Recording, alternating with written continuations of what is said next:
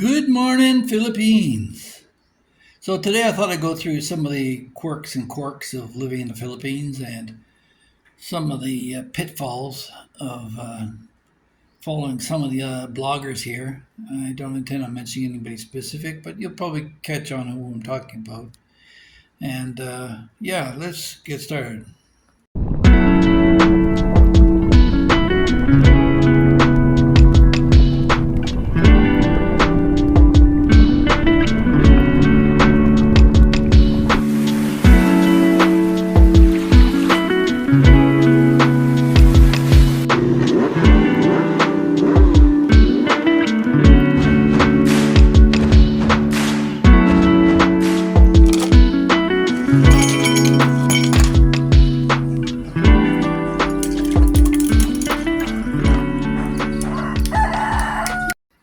So, did you hear about the Canadian who opened up a shop in the Philippines? He calls it his sorry store. Yeah. In the Philippines, you may marry a saucy bit of baggage, but you might very well end up with a baggy bit of sausage. That's an old one. But things are different here in terms of falling in love in the Philippines. Um, if you're a poor fellow looking at retirement here, you might want to look out for some of the pitfalls, and there'll be some life changes as well. Um, First of all, let's start off right at the shitter. You're not going to find toilet paper anywhere. We don't wipe our asses here, we wash them off. And preferably, most of Southeast Asia is a squat toilet situation, but in the Philippines, you're likely to find toilets, but no toilet seat. And maybe a bucket and some dipper uh, uh, to flush the toilet with. That's it. So you can forget about toilet paper, okay? And your girlfriend, she might call you babe.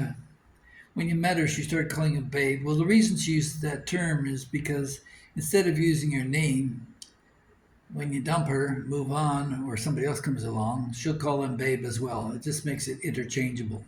And if you fall across one of her love notes to her other boyfriends, she can always just say it was addressed to you. So just be aware the women here are not stupid. They're going to hedge their bets. And apparently, I've heard now another blogger has lost his wife who's had enough of him drinking and falling into old habits. If you got bad habits in North America and you bring them here, you're not going to get any better result. A lot of guys come here with the intention of finding their dream woman and uh, settling down. But from what I see a lot of them just basically cruising and not settling on anything. They provide for great travel information, but there's lots of local bloggers here who, if you can click on the English language subtitles, you can learn a lot more from them than you can from some foreigner who's not explored the Philippines. Now, another thing you're going to see is an oxymoron. It's called customer service. You're going to walk into a store, nobody's going to get up or move or approach you. A lot of them won't like talking English to you. They're shy, but they got the job, and eventually they'll call for some manager to settle what it is you are looking for, or they'll tell you it's not in stock, and you'll wander through the store and find it yourself and have to remind them that yes, it is in stock. So don't believe a word they say when they say that it's unavailable. You have to do your own digging. I just saw that happen again yesterday. And another thing too here is that being a Catholic country, you're not going to find many condoms or tampons. They use pads here, ladies. So get used to that, or bring your own, or make sure you find a local source here that you can rely on. And if you rely on Western supplies and goods, there are stores like Landers here that provide a lot of stuff, but the stock is intermittent, and sometimes they just discontinue something without your knowledge. Marriage is a high goal here, and if you come here, she's going to want children. So if in a lot of cases, you find guys who end up cuckolding for other men who've had their way with their girlfriend or wife, and they end up raising somebody else's child. And my experience in seeing with other guys is you're not going to get much success in that. You'll always be viewed upon as an outsider. Now, you're still an outsider. You're in the Philippines, but I mean, it's just one more degree.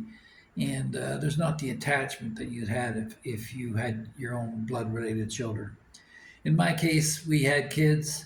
We spent a year in Canada. We realized what a decadent society it has become, and we bailed, and thank God we did. It's a lot more affordable here, and it is not perfect, but it's certainly family oriented. And if you're raising children, that's what you want to do. Now, in terms of the environment, a lot of people go on about the Filipinos being polluters. I see this all over the place where, every day I go by the basketball hoop and by the security gate and there's junk all around it. Security guards don't bother bending it up. It's not their job. The guys playing basketball, they're just there to play basketball. Nobody wants to take responsibility to clean it up. Now, as a Canadian, initially when I first got here, I was picking up stuff all the time. And I realized nobody else is either, so you got to do as when in Rome, do as the Romans do, and so I don't anymore. But yeah, you're going to find garbage everywhere. But on the flip side of that, they do have some environmental initiatives that you might want to consider in the West. If your HOA won't let you put up a clothesline, well, in the Philippines, everybody has clotheslines and racks all over the place. Everything is air dried. And like I said previously, you're washing your butt, so you're not flushing any toilet paper down the drain. And there's very little fluoride used in the water supply. I think you'd have to go to some developments within BGC or uh, the Newtown in Cebu. But other than that, I don't think you'll find fluoride in any of the water supplies. But if you're coming here, you might want to do as I did. I built my own water filtration plant. Got a 5 micron filter, a desalinator, or a water softener, and UV light, so that I can treat the water, even though the rest of the subdivision doesn't have it. And I found fecal coliform in our water supply, so I don't want my kids washing in that or even brushing their teeth. So now they can be confident with a bathtub. And also, brownouts are another thing in the Philippines. So I put in about a 9.8 kilowatt solar panel system, which reduces the hydro bill. And after I'm gone, the wife will be able to afford the electric here simply by having the system set up. Now I'll have to replace the batteries in maybe 3 to 5 or maybe longer years. But other than that, they should pretty well take care of themselves. Now, the other thing too is you got to worry about typhoons. So I've got them all anchored into concrete on stainless steel. So hopefully some of this helps you if you're considering settling here. But yeah, the use of solar panels is growing at great speed. Um, the decreasing costs uh, have gone on, and now there's a new uh, act, Republic Act 6969 in 1990, that deals with pollution. And so they are taking measures to clean up these islands. In terms of construction, I wouldn't want anyone to go through what I went through. It's extremely frustrating when you ask somebody to paint a fence and paint spilled all over the tile underneath it. They don't put down a drop cloth, or they've had to weld something and the hot welding rod has dripped onto your solar panels. And time and again, I find sloppy workmanship. You won't get the level of professionalism. I haven't anyway in the Philippines, and I challenge anybody to prove me otherwise. I find generally the work is sloppy. It's like this is good enough, and they move on, and very short-sighted in pretty much everything they do. Um, that's part of the whole live for today attitude you get here. not to disparage the Filipino, but the question comes in: do you give in or are you giving up? If you're a poor fellow on a North American income and you're coming here, yeah, you could survive here, but um, I like to think or pretend that I've taken care of myself a little bit better than most. I'm not a e-bigger looking for members or subscribers. I go through the steps. By the way, if you like this type of content, please don't forget to like, share, and subscribe, and hit that notification bell so you don't hit and miss anything. Um, the Philippines has what about 620 kilograms of gold reserve, uh, and Canada has none. So there's some comparisons between Canada and the Philippines, but the growth rate here, the GDP is a lot better here. It's